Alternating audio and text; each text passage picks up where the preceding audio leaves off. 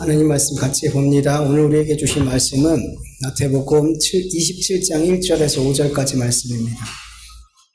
마태복음 27장 1절에서 5절까지 말씀. 한 목소리로 읽겠습니다. 시작. 새벽에 모든 대제사장과 백성의 장로들이 예수를 죽이려고 함께 논의하고 결박하여 끌고 가서 총독 빌라도에게 넘겨주니라. 그때 예수를 판 유다가 그의 정죄됨을 보고 스스로 뉘우쳐 그 은 30을 대제사장과 장로들에게 도로 갖다 주며 이르되 내가 무죄한 피를 팔고 죄를 범하였도다 하니 그들이 이르되 그것이 우리에게 무슨 상관이냐. 내가 당하라 하거늘 인간은 수에 던져놓고 올라가서 스스로 목매어 죽으리라. 아멘. 오늘 본문 1절을 보면 새벽에 모든 대제사장과 모든 장로들이 예수를 죽이려고 함께 의논했다라고 기록하고 있어요. 우리가 지난 시간에 나눈 것처럼 그들은 불법 집회를 가졌죠. 밤에 모이면 안 되는데, 공회는 밤에 모이면 안 되는데 그렇게 밤에 모여가지고 예수님을 죽일 죄목을 찾고자 밤새 예수님을 신문했어요. 그리고 결국 억지로 예수님께 신성모독이라는 죄목을 붙이게 되었죠. 이미 다 끝난 일이죠. 근데 그들은 오늘 본문을 보니까 예수님을 죽이려고 의논을 했다라고 얘기하고 있어요. 분명히 끝난 일인데 이건 뭐냐면 이른 아침이라고, 새벽에, 그러니까 이른 아침, 이게 동이 트고 아침이 됐어요. 그러니까 불법 집회가 이젠 아니에요. 아침에는 모일 수 있으니까. 그러니까 새벽이 될 때까지 그들은 기다렸던 거죠. 이른 아침이 될 때까지 기다렸다가 이제 공식적인 회의를 한 거예요. 공식적으로 회의를 한 거예요. 그리고 예수님은 어떻게 사형에 처할지를 이제 구체적으로 논의하게 된 거죠. 네. 그래야지 이게 뭐가 되냐면 불법이 되지 않는 거예요. 네. 아침 일찍 해가 떴을 때 이제 정식적으로 마치 모임을 가진 것처럼 그렇게 해서 이제 회의를 시작하고 예수님은 어떻게 사형에 처할지를 공식적으로 논의하게 된 거예요. 그러니까 불법이 되게 하지 않게 하기 위해서. 네. 이래야지 절차상 문제가 없으니까요. 지금 이들은 불법을 행하면서 그 불법을 숨기기 위해 불법이 불법으로 보이지 않기 위해서 그들은 그들이 정해놓은 그 법을 아주 철저하게 지키고 있더라는 거죠. 뒤로는 사람들이 보이지 않는 데서는 법을 무시해요. 그리고 앞에서는 사람들이 보는 데서는 법을 잘 지키는 척 그렇게 외식하더라는 거예요. 네. 여러분, 왜 이렇게 하나님을 믿는다고 하는 이스라엘 백성들이, 그리고 그 지도자들인데 이렇게 외식하는 삶을 사냔 말이에요. 여러분, 하나님 앞에 외식하는 삶은 하나님을 정말 살아계심을, 하나님의 살아계심을 믿지 않기 때문이에요. 외식하는 자의 삶은. 여러분, 하나님께서 살아계시고 하나님께서 내 모든 생각과 마음에 품은 것과 말과 행위와 모든 그 진리를 다 아시는데 어떻게 사람들이 보지 않는 데서는 법을 무시하는 삶을 살고 마치 하나님이 없는 것 같은 삶을 살고 믿지 않는 것처럼 살고 사람들이 보는 데서는 법을 잘 지키는 삶을 사는 것처럼 하나님을 잘 섬기는 것처럼 이렇게 살 수 있냔 말이죠. 교회에서는 아주 훌륭한 그리스도인 같이 살고 교회 밖에서는 그렇게 개자반처럼 살 수 있냔 말이죠. 여러분, 우리 그리스도인들은 정말 외식하는 삶, 외식하는 신앙생활을 경계해야 돼요. 하나님보다 사람을 더 두려워하고 사람을 더 의식하고 사람으로부터 받는 그 영광을 더 사랑하면 안 돼요. 네. 여러분, 이렇게 되면 그 사람의 신앙생활은 사람들의 시선과 사람들의 평가, 사람들이 주는 영광, 이것에 좌지우지 된단 말이에요. 이거는 신앙생활이 아니에요. 이건 신앙생활하는 거 아니에요. 요한복음 12장 42절에서 43절 세 번역을 같이 읽어볼까요? 지도자 가운데서도 예수님을 믿는 사람이 많이 생겼으나 그들은 바리새파 사람들 때문에 믿는다는 사실을 드러내지는 못하였다. 그것은 그들이 회당에서 쫓겨날까봐 두려워하기 때문이다. 그들은 하나님의 영광보다도 사람의 영광을 더 사랑하였다. 아멘. 사람을 두려워하고 사람을 의식하게 되면, 그리고 사람의 영광을 더 사랑하게 되면은 그 사람은 정말 하나님이 기뻐하는 일을 못해요. 못해요, 여러분.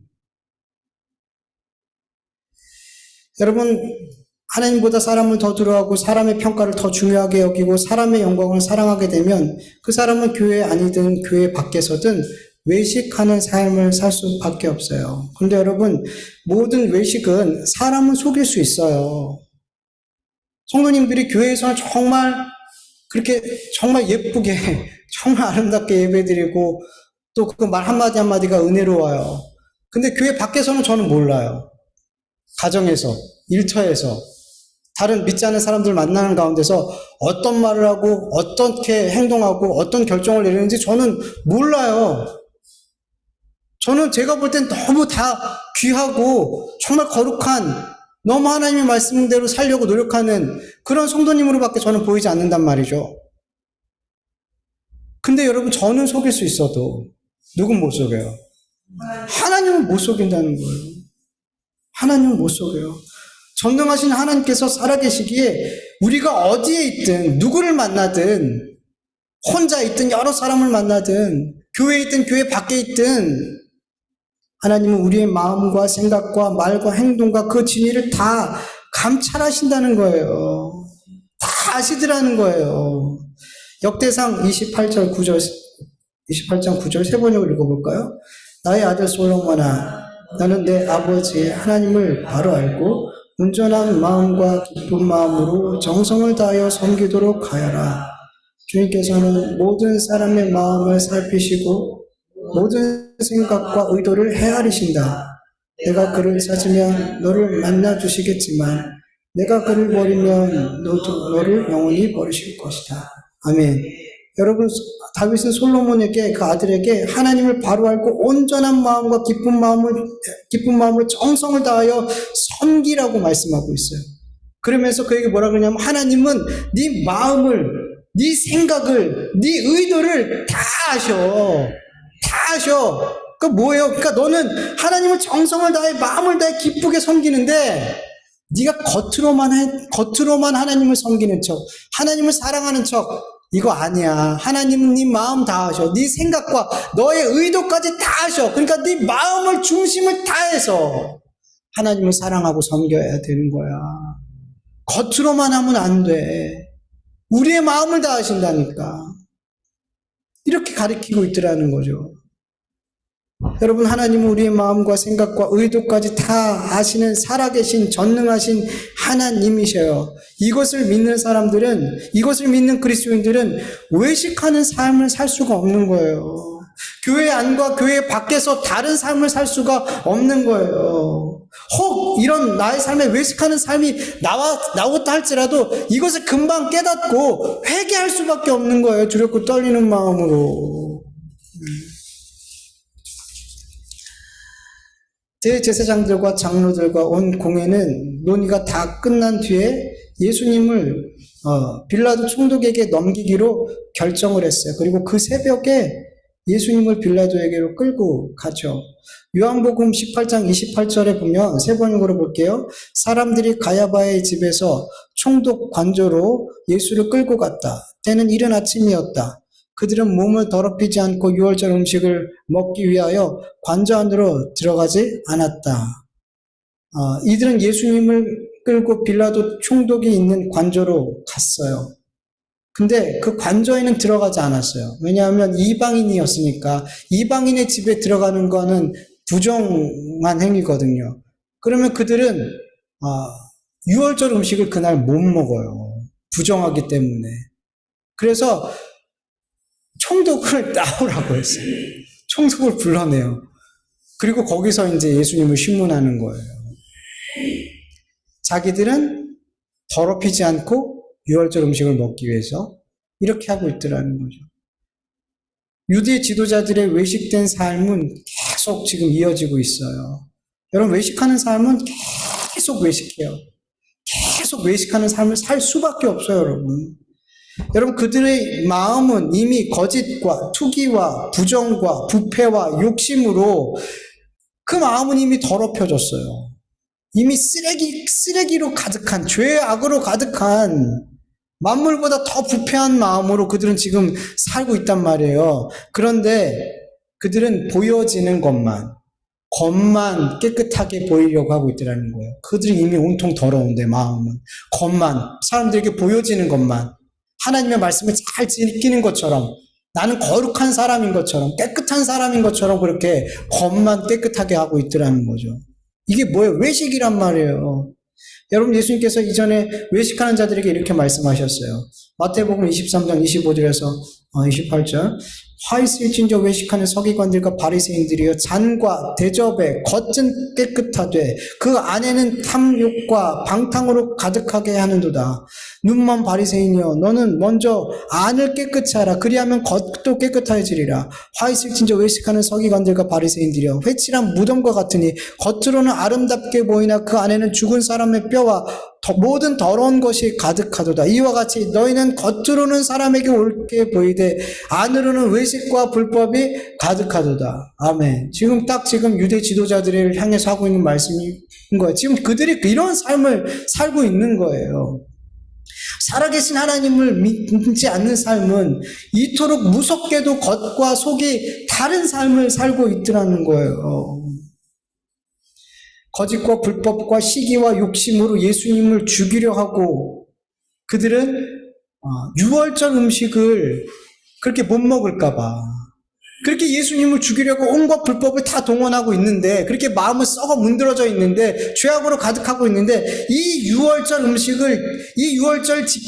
절기를 못 지키게 될까봐, 그러면 하나님 앞에 부정하니까 그 부정함을 면하기 위해서 어떻게든 이 유월절을 철저히 지키려고 하더라는 거죠.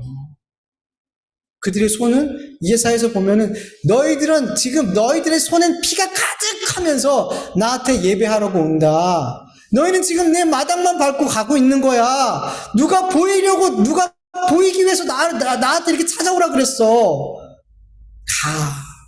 가. 손에 피가 가득한 거예요. 그러면서 하나님 앞에 예배와서 하나님 앞에 거룩한 척 하는 거예요. 지금 그들이 이사야 당시 이스라엘 백성들이 했던 그 삶을 똑같이 살아가고 있는 거예요. 한 손에는 피가 가득하면서 겉으로만 거룩하고 있는 거예요.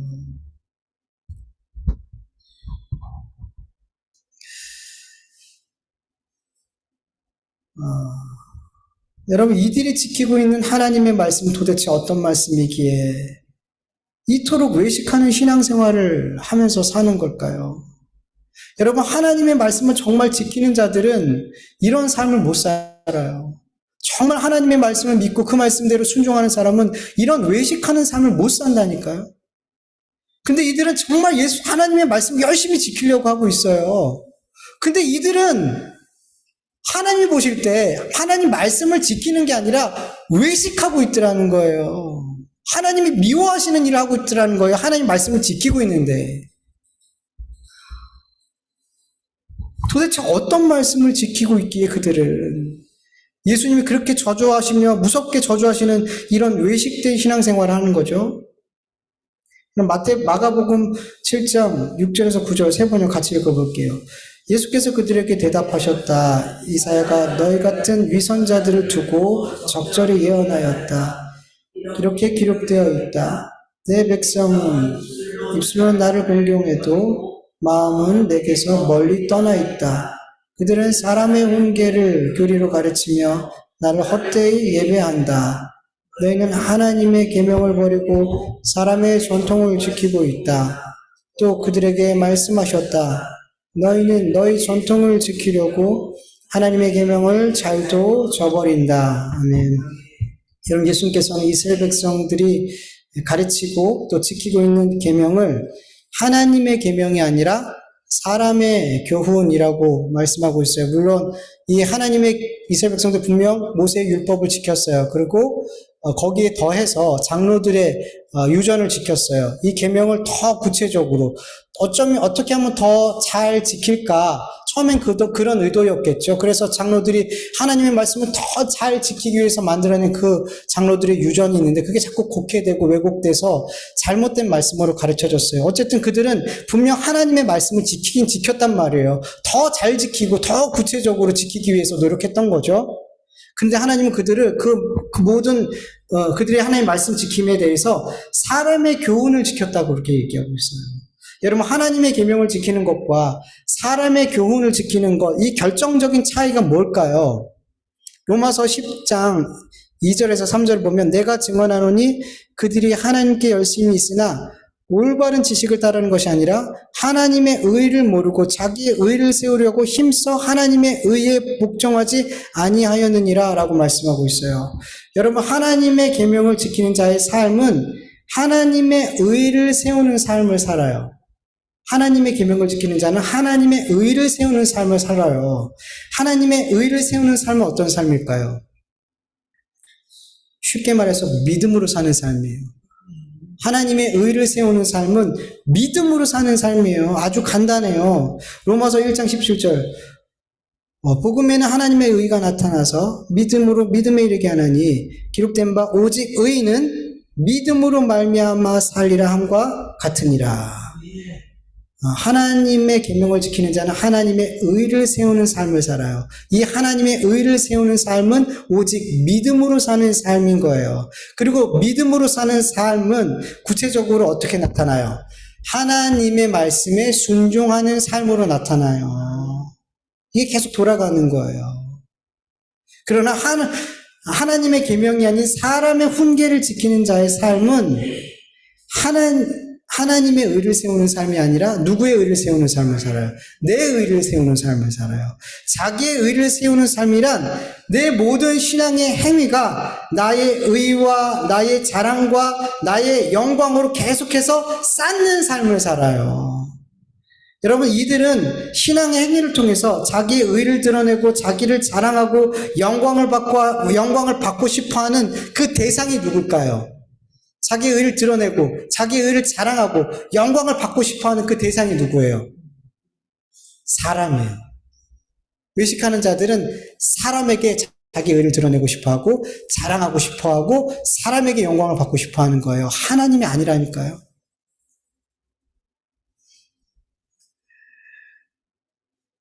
그래서 이들은 하나님이 아닌 사람에게 보이기 위한 신앙생활을 할 수밖에 없게 되는 거예요. 사람에게 보이기 위해서 신앙생활하는 사람들은 반드시 외식하는 신앙생활을 할 수밖에 없는 거예요.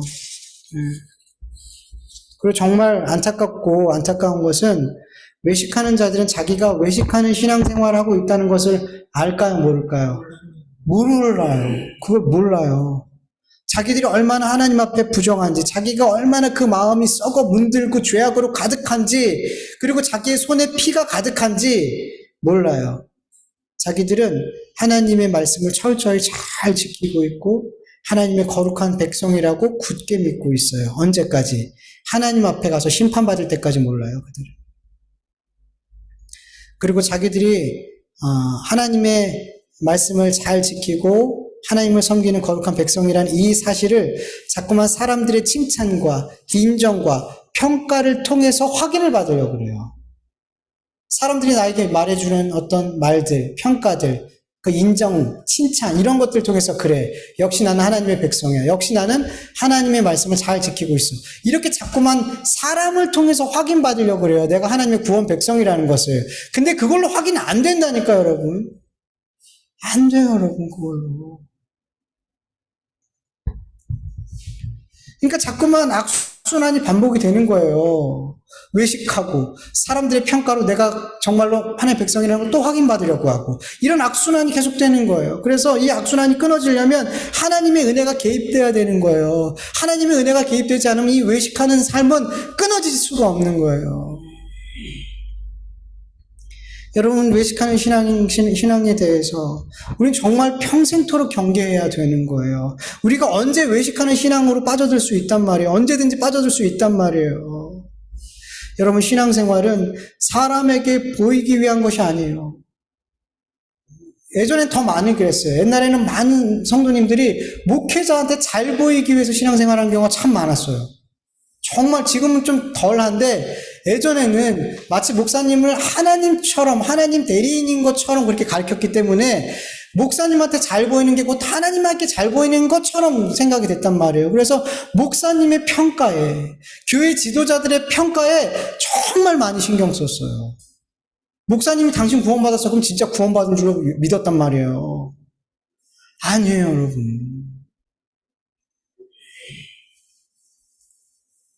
우리 그리스도인들은 사람의 평가와 사람의 어떤 인정과 사람에게 보이기 위해서 신앙생활하는 거 아니에요, 여러분.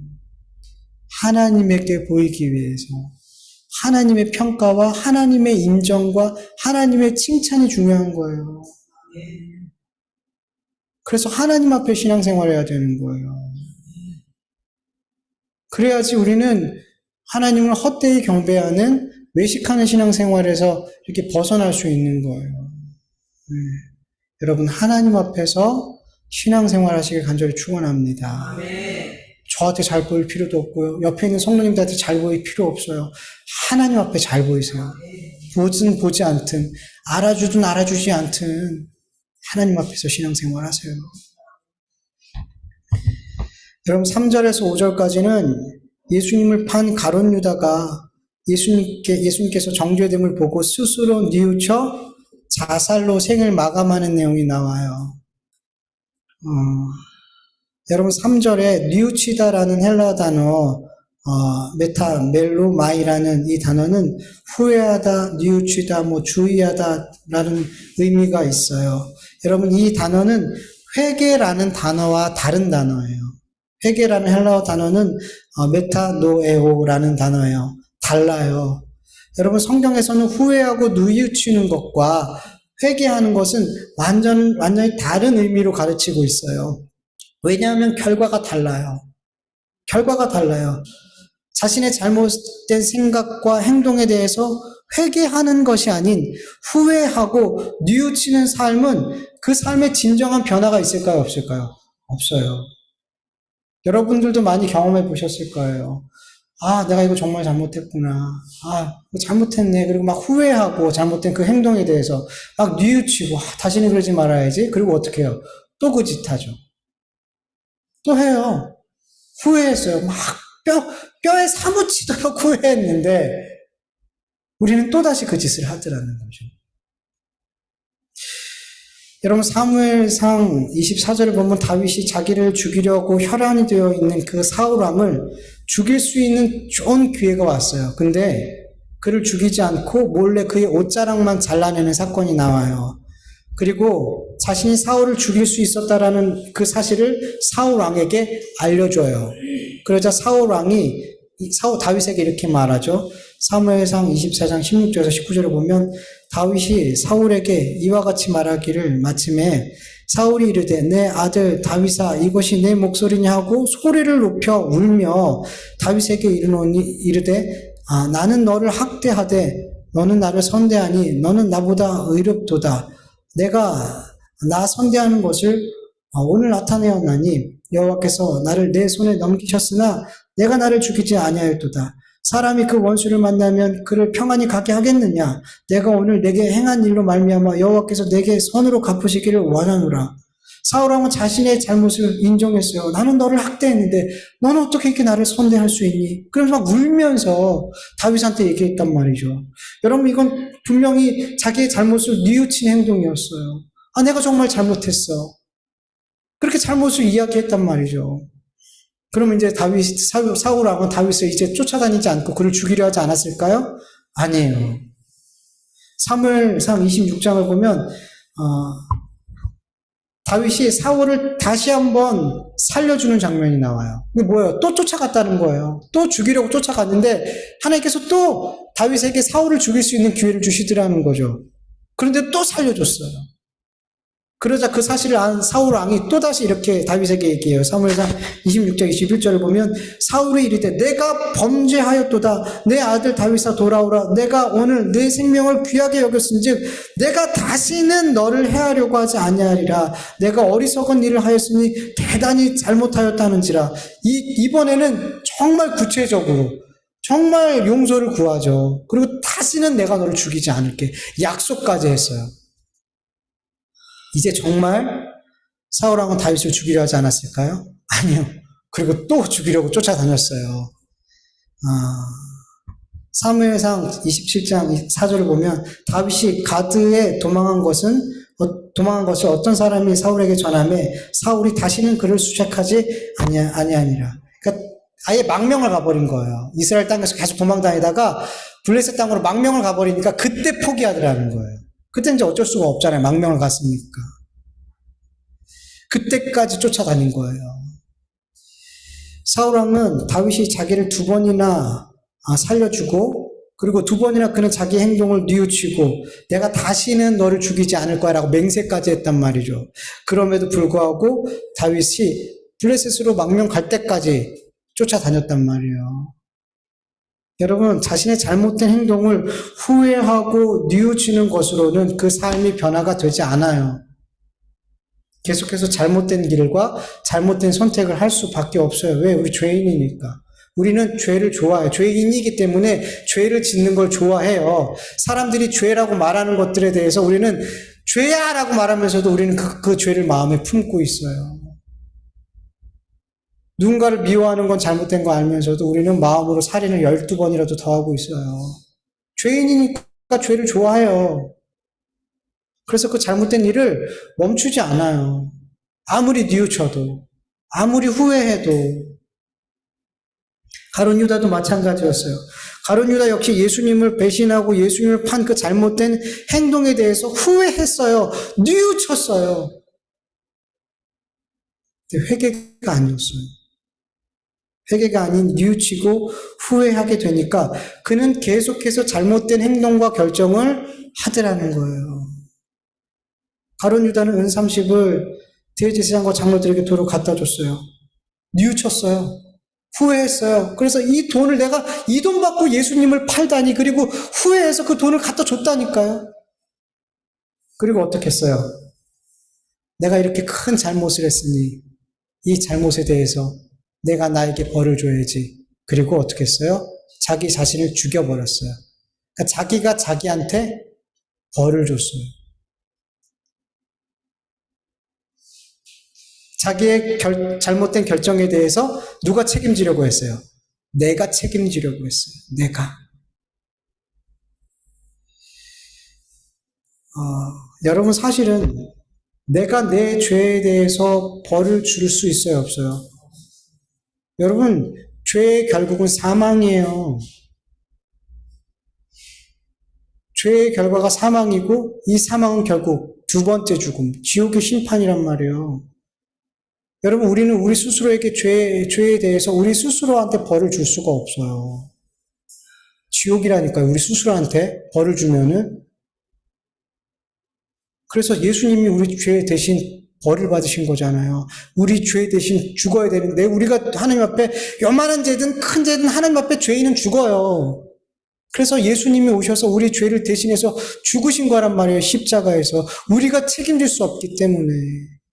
근데 가끔씩 제가 신앙생활하면서 내가 죄를 진 거에 대해서 자기 스스로 벌을 주시는 분들 저는 종종 봐요.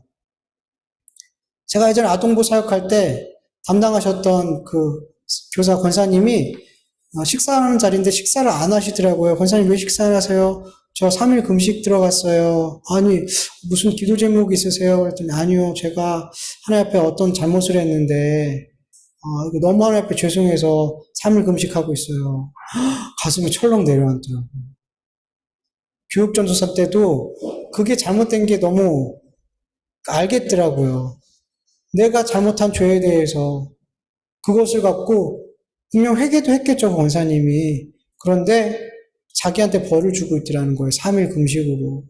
되게 좋은 권사님인 줄 알았거든요. 되게 신앙이 되게 이렇게 겉으로 드러나는 것들은 되게 아이들도 잘 섬기고 되게 겸손하시고 막 이러셔요. 말 한마디 한마디가. 근데 그 말을 듣고 나서 연결이 안 되는 거예요. 그 권사님 모습과. 그러니까 잘못 알고 계신 거예요. 그 부분에 대해서 너무 잘못 알고 계신 거예요. 그러니까 자기 스스로한테 벌을 주더라고요. 회개한 걸로 모질란 거예요. 근데 그분이 회개를 진짜 했다면 그렇게 하지 않았을 거예요. 진짜 회개를 했다면. 분명 자기의 잘못된 행동과 결정에 대해서 유다는 후회하고 뉘우쳤지만 그는 결국 회개를 하지 않았기 때문에 돌이킬 수 없는 더 최악의 길을 선택하게 된 거예요. 지금 이 결정은 예수님을 판 그 잘못된 행동보다 더 최악의 잘못된 행동을 한 거란 말이에요. 지금 가룟 유다는. 이렇게 뉘우친 후에는 계속해서 나쁜 길, 잘못된 길, 주님이 원하지 않는 길을 가게 만들어요. 그래서 회개해야 되는 거예요. 여러분 그리스도인들도 이 땅에 사는 동안 계속 잘못된 결정과 행동을 해야 안 해요? 하죠. 근데 너무나 다행인 것은 우리 그리스도인들은 뭘 할 수 있어요? 회개할 수 있어요. 회개할 수 있단 말이에요. 여러분 회개는 단순히 내 잘못된 행동과 결정에 대해서 후회하고 뉘우치는 것이 아니에요.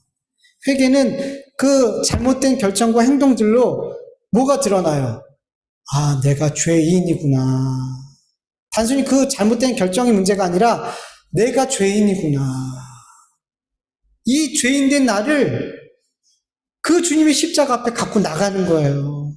그냥 그 잘못된 행위를 갖고 나가는 게 아니라 주님 저는 이렇게 죄를 질 수밖에 없는 죄인이네요. 그리고 이 죄인을 십자가 앞에 갖고 나가는 거예요. 그리고 이 죄인됨을 인정하는 거예요. 주님 저는 이런 삶을 못 살아요. 주님을 기뻐하시는 삶을 못 사는 죄인이에요. 그리고 그 죄인됨을 인정하고 그리고 그 죄악된 죄인님이기 때문에 나올 수밖에 없는 그 죄의 결과들에 대해서 하나님 앞에 철저하게 회개하는 거예요.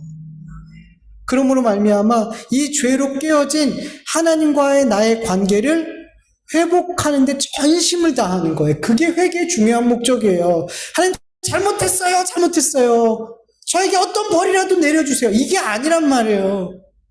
나의 죄인됨 그대로를 하나님 앞에 가져가서 나아가고 진심으로 그 죄를 내 죄를 죄인임을 인정하고 회개하면서 하나님과의 관계를 회복하는 데 전심을 다하는 것 그게 회개의 중요한 목적인 거예요.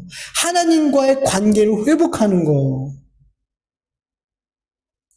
여러분 다윗이 그 충신 우리아를 죽이고 그 아내 밧세바를 자기 아내로 삼는 아주 극악한 죄악을 저질렀잖아요. 그리고 그가 나단을 통해서 그 죄악을 깨닫게 되었을 때 하나님 앞에 철저하게 회개하죠. 시편 51편 9절에서 12절 현대인의 성경으로 보면 그는 이렇게 간구해요. 내 죄에서 주의 얼굴을 돌리시고 나의 모든 죄를 씻어주소서. 하나님이여 내 속에 깨끗한 마음을 창조하시고 내 안에 확고한 정신을 새롭게 하소서. 나를 주 앞에서 쫓아내지 마시고 주의 성령을 내게서 거두지 마소서. 나에게 주의 구원의 기쁨을 다시 주셔서 기꺼이 주께 순종하게 하소서. 아멘. 다윗은 죄로 인해 깨어진 주님과의 관계를 회복하기 위해서 온 마음을 쏟으며 기도하고 있더라는 거예요. 하나님께서는 자기의 죄로 인해서 하나님께서 자기에게 얼굴을 돌리는 걸 두려워했어요. 내 안에서 성령을 걷어가시는 걸 두려워했어요. 여러분 하나님께서 내게 얼굴을 돌리시고 내 안에 두신 성령을 걷어가시면 어떻게 되겠어요? 하나님과의 관계가 완전 깨져버리는 거예요. 여러분 하나님의 백성에게 있어서 하나님과의 관계가 깨지는 것보다 더 두려운 심판은 없단 말이에요. 다윗은 가장 그게 두려웠어요. 이 죄를 짓는 것보다 더 두려운 건 이 죄로 말미암아 내가 하나님과의 관계가 깨지는 게 두려웠단 말이에요. 그래서 어떻게 해요? 하나님 내 죄 용서해 주세요. 내 죄 용서해 주세요. 그리고 내게서 얼굴을 돌리지 마시고 내게서 성령을 걷어가지 마세요. 그렇게 하나님과의 관계를 깨지는 것을 두려워하며 하나님과의 관계의 회복을 위해서 기도했고 그럴 때 하나님 제가 하나님의 말씀에 순종할 수 있어요. 그렇게 기도하더라는 거예요.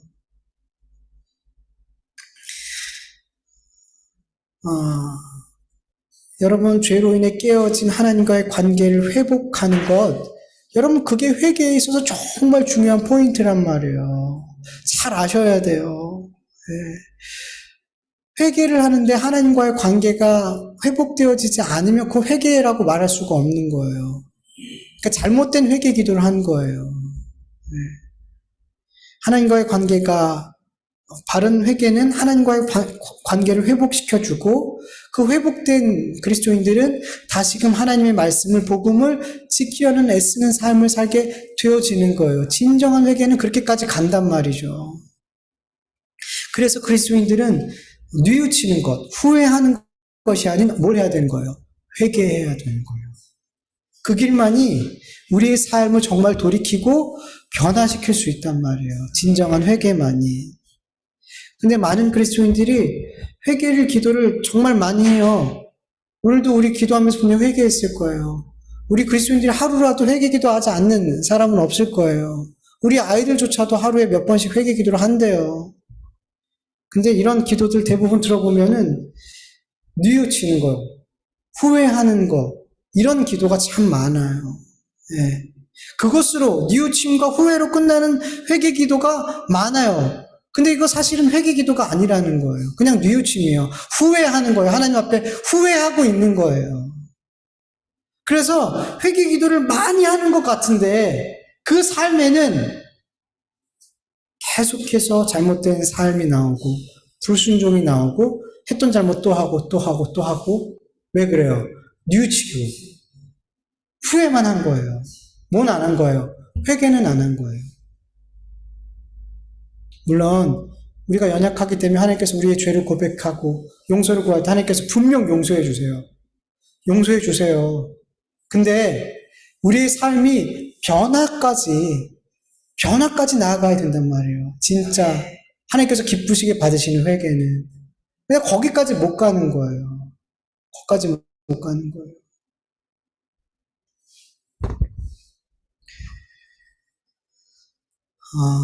여러분, 진정한 회개는 그 삶을 분명 변화시키는 줄 믿습니다.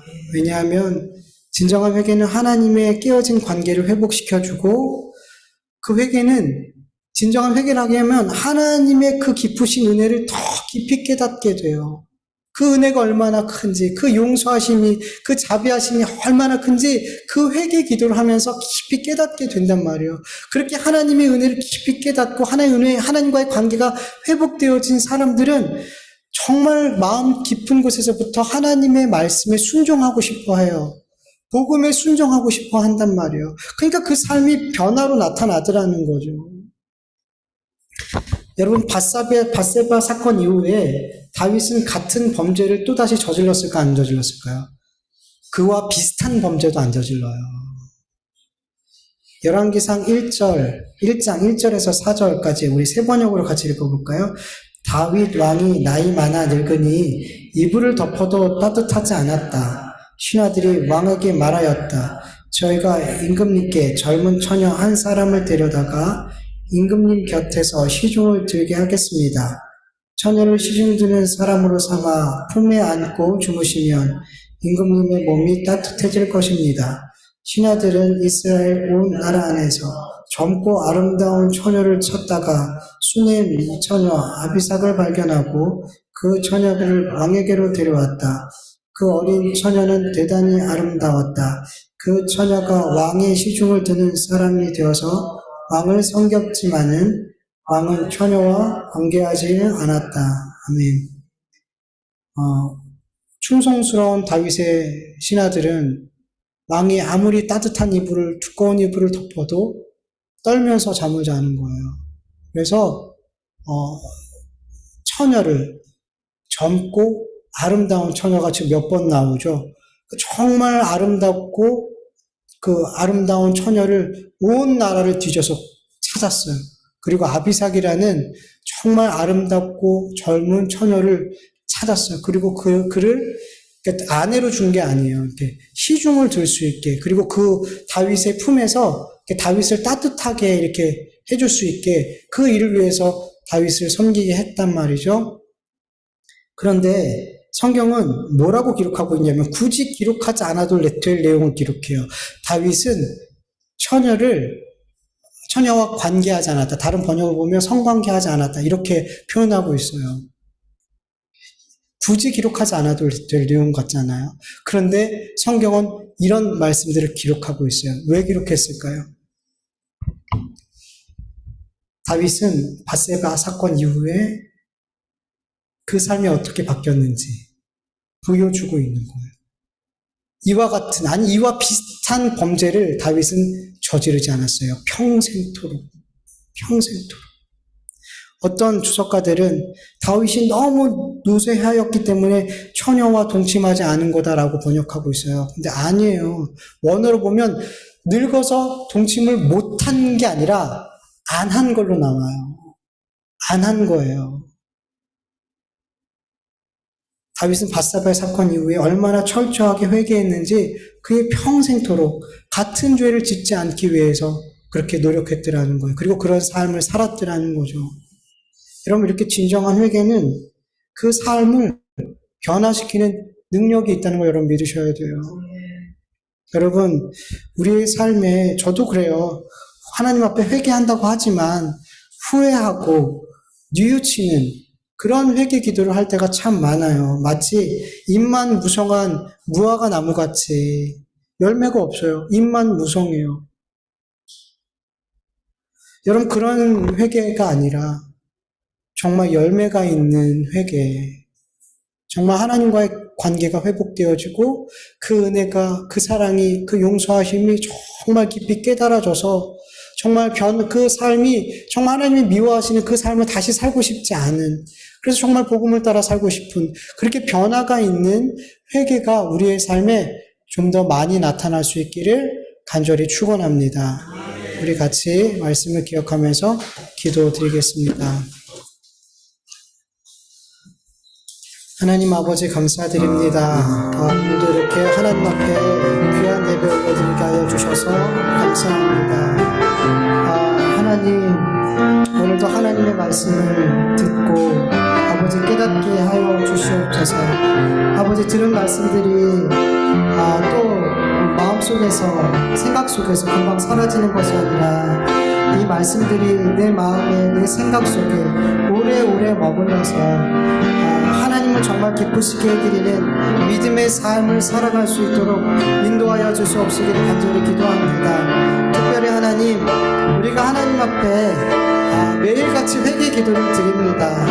그러나 이 회개 기도가 그냥 후회하고 뉘우침에서 끝나는 그런 경우가 너무나 많은 것을 봅니다. 물론 그 하나님 앞에 드리는 그 잘못된 우리의 잘못을 아버지 하나님 앞에 고할 때 주님께서 용서해 주시는 줄 압니다. 그러나 하나님, 우리 회개 기도가 아버지 열매까지 맺어질 수 있는 우리의 삶의 변화까지 있었으면 너무나 좋겠습니다. 하나님 도와주시옵소서. 하나님, 후회하고 뉘우침에서 멈추는 아버지 그런 회개 기도가 아니라 정말 내 삶을 변화시키고 하나님과의 관계를 회복하는 그러한 진정한 회개까지 나아갈 수 있도록 우리에게 은혜 베풀어 주시옵시길 간절히 원합니다. 하나님 도와주시옵소서. 하나님 은혜 베풀어 주시옵소서. 감사하며 예수님의 이름으로 기도합니다. 하나님 아버지 감사합니다. 오늘도 이렇게 하나님 앞에 우리의 찬송을 올려드리고 기도의 제목을 올려드리고 주님의 말씀을 듣게 하여 주시고 또 그 말씀을 깨닫게 하시고 또 그 말씀대로 살고자 기도할 수 있도록 도와주셔서 감사합니다. 하나님, 오늘도 주님의 이 은혜를 힘입어서 또 한 주간을 살아갈 수 있도록 도와주시옵소서. 우리가 받은 은혜를, 우리가 받은 말씀을 악한 마귀 사탄은 다시금 그 말씀과 은혜를 빼앗아 가고자 이 세상에서 우리를 공격할 터인데 하나님, 우리를 지켜주시옵소서. 우리를 지켜주시옵소서. 그래서 이 말씀을 빼앗기지 않고 이 은혜를 빼앗기지 않고 이 말씀과 이 은혜가 내 삶에 하나님께 영광 돌리는 열매로 나타날 수 있도록 성령의 열매들로 나타날 수 있도록 도와주시옵소서. 하나님 아버지, 오늘도 귀한 생명과 같은 사람들이 생명처럼 여기는 물질을 하나님 앞에 올려드렸습니다.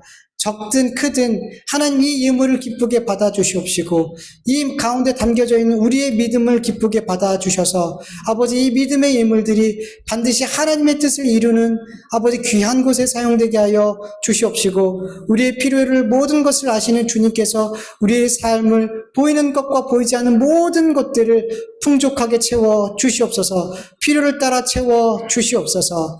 이제 우리 주 예수 그리스도의 은혜와 하나님의 다하심이 없는 사랑하심과 성령의 인도하심과 교통하심과 충만하심이 외식된 삶이 아닌 주님처럼 진실한 삶을 살길 원하고 아버지 하나님 예수 그리스도를 따라서 거룩한 삶을 살기를 원하는 하나님의 자녀들 머리 위에 그 가정 위에 그 일터 위에 교회 위에 이제로부터 영원토록 함께할지어다.